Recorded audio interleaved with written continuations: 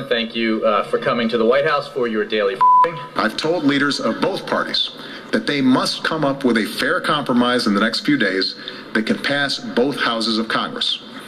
And a that I can President Obama says it's ass-kicking time in the Gulf Coast. Trying to find bipartisan health care reform on Capitol Hill is sort of like children trying to unicorns. I have with homosexuals since 1968. I'm a regular guy with a big I like being able to people who provide services to me.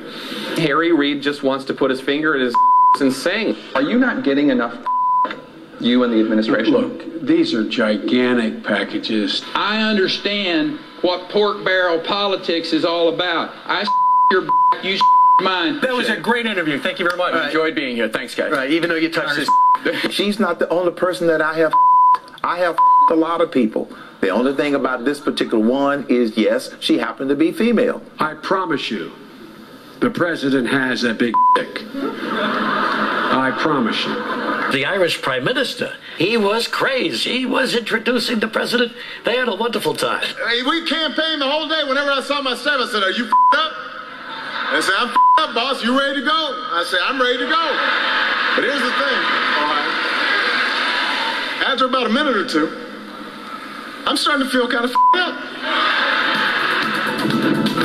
Well, thank you. Good evening, ladies and gentlemen, distinguished guests, Mr. President, salam. But it's an honor to be here. You know, if you told me when I was a kid that I would be sitting on the same dais with President Barack Obama, I would have said, the president's name is Barack Obama?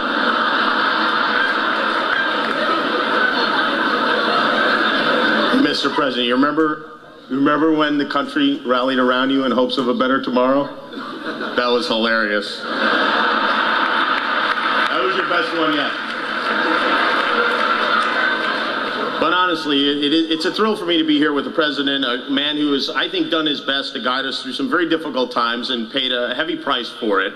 You know, there's a term for guys like President Obama. Probably not two terms, but last week we learned that the president's two favorite steaks are ribeye and seeing eye. You know, you don't have to reveal everything in an autobiography, right? I mean, you can leave some things out. When you go to a dog park, is it the same as when we look at a tank full of lobsters? This is really incredible. I mean, what a collection of people. Here in one room we have members of the media, politicians, corporate executives, advertisers, lobbyists, and celebrities. Everything that is wrong with America is here in this room tonight. President Obama wants everyone in America to have health care, whether we want it or not. I think I figured it out. You're not from Kenya. It's even worse. You're from Canada. And ladies and gentlemen, if I can get serious for a moment, I believe that if we truly want to overcome the problems that we face, we have to do it together. We cannot forget this country is a great country. This is a land of liberty and justice for all. And it doesn't matter if you're black like President Obama, or white like President Obama, or red like President Obama's agenda. Some people say journalism is in decline. They say you've become too politicized, too focused on sensationalism. They say you no longer honor your duty to inform America, but instead actively try to divide us so that your corporate overlords can rake in the profits. I don't have a joke for this. I'm just letting you know what some people say. Eat it, Mills. Thank you, everybody.